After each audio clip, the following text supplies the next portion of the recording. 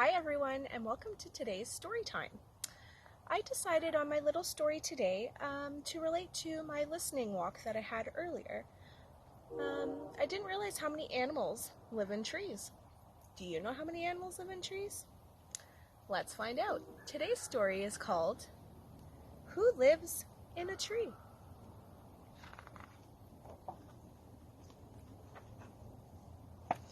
Who lives in a tree?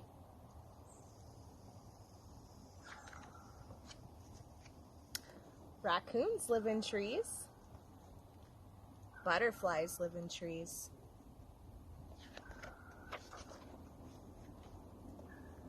Foxes live in trees.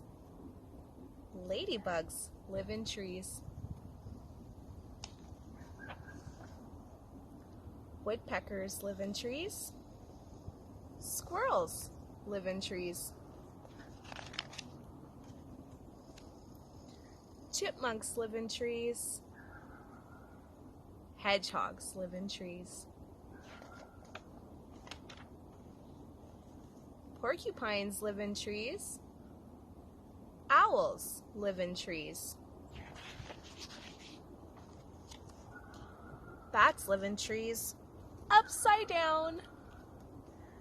So that was my short little story about who lives in tree. And there's also some interesting facts here on the back about who lives in a tree and the animals that we heard about in the story. So I'm just going to read this to you quickly just to give you a little bit more information. So right here it says, baby raccoons are playing inside the papery bark of a birch tree. These playful animals find shelter in hollow logs and love to eat the fruit that trees provide.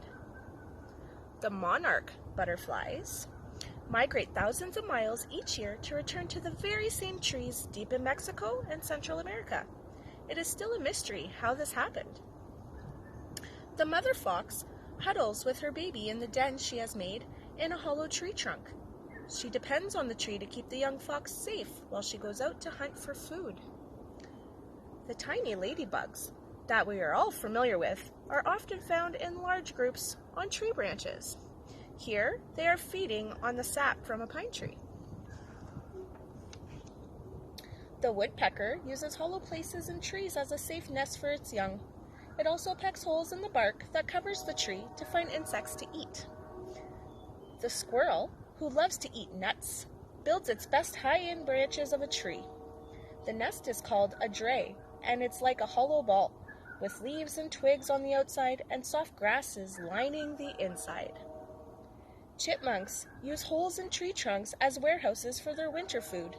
They stuff their cheeks with nuts and seeds so that they don't have to make as many trips back and forth. That way, they lessen their chances of meeting a predator.